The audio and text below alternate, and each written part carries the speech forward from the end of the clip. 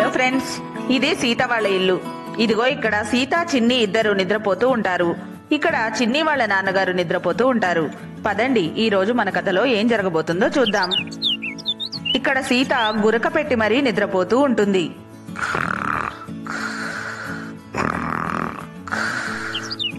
అప్పటికే చాలా తెల్లవారిపోయింది. అయ్యో మమ్మీ ఎందుకు అలా గురక పెడుతున్నారు? నేను కూడా నిద్రపోవాలి కదా. చిన్ని, నాకు రాత్రంతా సరిగ్గా నిద్ర లేదు. పైగా చాలా లేట్ అయింది. అందుకే నాకు గురక వస్తుంది. ఇలా సీత చిన్ని మళ్ళీ నిద్రపోతూ ఉంటారు. ఇంతలో ఒక ఆమె అటువైపుగా వస్తూ ఉంటుంది. ఆవిడ ఎవరి కోసమో వెతుకుతూ ఉంటుంది. అయ్యో, ఈ శర్మ గారి ఇల్లు ఎక్కడుందో ఏంటో నాకేమీ అర్థం కావడం లేదు. ఇదంతా కొత్తగా ఉంది. అసలు నేను కరెక్ట్ గానే వస్తున్నానా, లేకపోతే వేరే ఏదైనా దారి తప్పి వెళ్తున్నానా? నాకేమీ అర్థం కావడం లేదు. ఇప్పుడు నేనేం చేయాలి? అరే, ఎవరినైనా ఈ శర్మ గారి అడ్రస్ కనుక్కోవాలి. కానీ ఇంత ఉదయాన్నే నేను వెళ్తే ఎవరైనా ఏమైనా అనుకుంటారేమో. ఇప్పుడు ఎలా? అలా ఆవిడ చిన్నగా నడుచుకుంటూ సీత వాళ్ళ ఇంటి వరకు వస్తుంది. ఈ ఇంట్లో వాళ్ళని అడుగుతాను శర్మ గారి అడ్రస్. కానీ అయ్యో, ఈ ఇంట్లో వాళ్ళు ఇంకా నిద్రపోతూనే ఉన్నారు. నేను వాళ్ళని నిద్ర లేపితే ఏమైనా అనుకుంటారేమో. సర్లే, నాకిప్పుడు ఇంతకన్నా వేరే దారి లేదు. వీళ్ళనే నిద్ర లేపుతాను. అసలే చాలా ఆలస్యం అయిపోతుంది. అలా ఆవిడ సీత వాళ్లను పిలవడం మొదలు పెడుతుంది. ఏమండి ఏమండి, ఎవరైనా ఉన్నారా? ఏమండి, ఒకసారి ఎవరైనా బయటికి రండి. అలా ఆవిడ ఎంత పిలుస్తున్నా ఎవరూ నిద్రలేవరు. చివరిగా చిన్ని వాళ్ళ నాన్నగారికి మెలకు వస్తుంది. చిన్ని వాళ్ళ నాన్నగారు నిద్రలేస్తారు. ఇదేంటి, ఎవరో బయట నుంచి పిలుస్తున్నారు?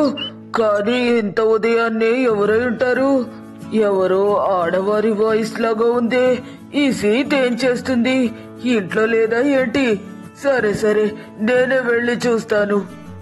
అలా చిన్ని వాళ్ళ నాన్నగారు నిద్ర లేచి వచ్చి చూస్తారు. అక్కడ ఉన్న అందమైన స్త్రీని చూస్తారు. అరే వా, ఎవరివిడా ఇంత అందంగా ఉంది? వస్తున్నా వస్తున్నా. ఎవరు మీరు? మీకేం కావాలి? నేను ఈ ఊరికి కొత్తగా వచ్చాను. నాకు శర్మ గారి అడ్రస్ చెప్పండి. నేను వెంటనే శర్మ గారిని కలవాలి. శర్మ గారా? ఆయన నాకు బాగా తెలుసు. నాకు మంచి ఫ్రెండ్ కూడా. పదండి, నేను మిమ్మల్ని తీసుకుని వెళ్తాను. అయ్యో, మీకెందుకండి శ్రమ? పర్వాలేదు, మీరు అడ్రస్ చెప్పండి, నేను వెళ్తాను. అలాగా, సరే సరే. ఇలా స్ట్రైట్ గా వెళ్ళి లెఫ్ట్ తీసుకోండి. అక్కడి నుంచి రెండో ఇంటికి వెళ్తే అదే శర్మ గారి ఇల్లు. అది పక్క రోడ్డులో ఉంది.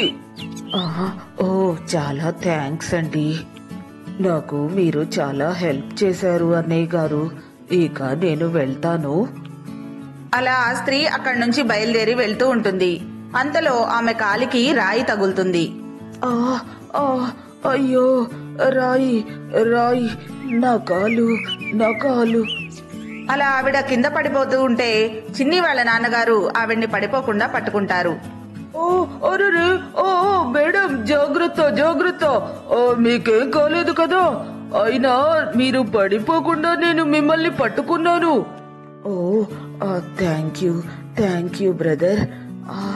అమ్మా, నా కాలు చాలా నొప్పిగా ఉంది. నేను లేవలేకపోతున్నాను. నా చెయ్యి.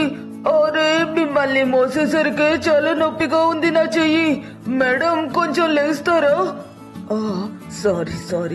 సారీ అన్నయ్య గారు, ఇప్పుడే లేస్తాను. అలా ఆవిడ లేకపోతూ ఉంటుంది. మళ్ళీ కాలు జారి పడిపోతుంది. మళ్ళీ చిన్ని వాళ్ళ నాన్నగారు ఆమెను పట్టుకుంటారు. అమ్మా, ఇంకా నా కాలు నొప్పి తగ్గలేదు. కొంచెంసేపు అలాగే ఉండండి ప్లీజ్, ఏమనుకోకండి. కానీ ఇది రెండోసారి నేను నేను మిమ్మల్ని మొయ్యడం. నా చెయ్యి చాలా నొప్పిగా ఉంది.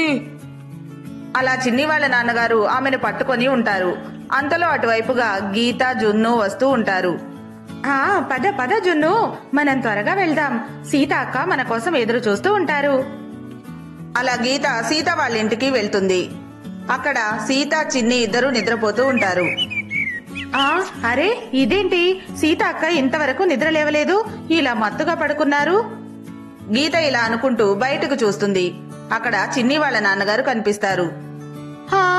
ఇదేంటి, నేను చూసేది నిజమేనా? బావగారేంటి ఎవరో అమ్మాయిని పట్టుకున్నారు? బహుశా ఆ అమ్మాయి బావగారి ప్రేమికురాలనుకుంటా.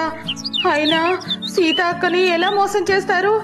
నేనిప్పుడే సీత అక్కకు ఈ విషయం చెప్తాను. జున్ను, నువ్విక్కడే ఉండి చూస్తూ ఉండు, నేను సీత అక్కను నిద్రలేపుతాను.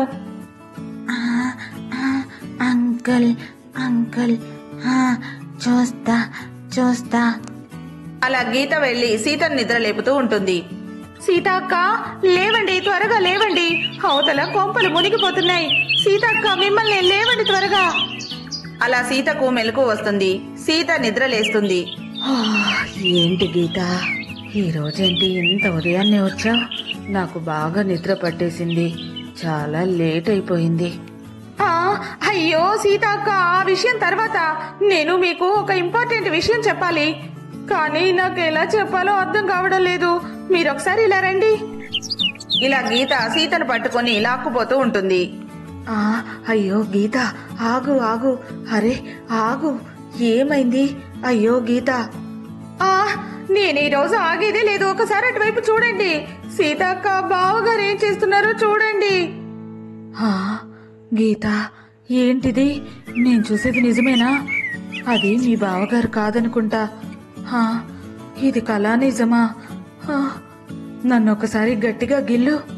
అప్పుడు గీత సీతను గట్టిగా గిచ్చుతుంది. అంటే ఇది నిజమేనా? మీ బావగారు నన్ను మోసం చేశారు. ఈ రోజు ఈయన సంగతి చెప్తాను. ఏమండి ఏమండి? అమ్మో సీత! అలా చిన్ని వాళ్ళ నాన్నగారు ఆవిడ్ని కింద పడేస్తారు. ఆమె కింద పడిపోతుంది. అబ్బా, నా నడుము. అమ్మో, ఏమైందన్నయ్య గారు మీకు సడన్ గా అలా వదిలేశారు? నన్ను క్షమించండి, మీరేమనుకోకండి. అటు చూడండి, తను నా భార్య. ఇక ఇక్కడ సీత చీపురు తీసుకుని చిన్ని వాళ్ళ నాన్నగారిని బాగా కొడుతూ ఉంటుంది. నన్నే మోసం చేస్తారా? అసలు నన్ను మోసం చేయాలని మీకెలా అనిపించింది? అసలు మిమ్మల్ని ఈరోజు వదిలిపెట్టను. ఉండండి, మీ సంగతి చెప్తాను. ఇలాగే మిమ్మల్ని బాగా చితకబాదాలి. ఇలా సీత తనని మోసం చేసినందుకు బాధపడుతూ ఉంటుంది. అయ్యో సీత, ముందు నేను చెప్పేది విను. అసలు ఏం జరిగిందంటే, అసలు మిమ్మల్ని కాదు, తనని కొట్టాలి. అలా సీత ఆవిడ్ని కూడా చీపురుతో కొడుతూ ఉంటుంది. నిన్ను ఊళ్ళో ఎవరు దొరకలేదా? నా భర్తే దొరికాడా నీకు? చావు. అయ్యో కొట్టకండి, నన్ను కొట్టకండి. కొట్టద్దా? కొట్టండి సీతక్క, ఇంకా బాగా కొట్టండి. కట్టు. అయ్యో ఆగు సీత, ఆగు, కాస్త ముందు నేను చెప్పేది విను సీత. చెప్పండి, అయితే త్వరగా చెప్పండి, ఏం చెప్తారో. అయ్యో సీత, ఈవిడ శర్మ గారిని కలవడానికి వచ్చారు. అడ్రస్ అడిగితే చెప్పాను. ఇంతలో ఇలా జరిగింది. అటు చూడు, తన కాలికి రాయి తగిలి దెబ్బ తగిలింది, అందుకే నేను పట్టుకున్నాను. అవునా? అయ్యో, నేనే అనవసరంగా తొందరపడ్డానా? మేడం, నన్ను క్షమించండి, మీరేమనుకోకండి. పర్వాలేదు, ఏం కాలేదులేండి. అమ్మో. అలా ఆవిడ సీతను చూసి భయపడుతూ ఉంటుంది. సరే, మీరే ఆవిడ్ని తీసుకుని వెళ్ళి శర్మ గారింటి దగ్గర దింపిరండి. ఇదంతా ఈ గీత వల్లనే జరిగింది. ఈ గీతని అక్క, నన్ను క్షమించండి. ఇక్కడ చిన్ని వాళ్ళ నాన్నగారు ఆవిడ్ని దింపడానికి వెళ్తారు. ఇక్కడ పిల్లలు ఆడుకోవడానికి వెళ్తారు. ఇక సీత గీత ఇద్దరు లోపలికి వెళ్తారు. ఫ్రెండ్స్, చూశారు కదా, ఇదే ఈరోజు మా వీడియో కనుక మీకు నచ్చినట్లయితే తప్పకుండా లైక్ చేయండి. ఇంకా మా ఛానల్ని సబ్స్క్రైబ్ చేసుకోండి. Thank you for watching this video.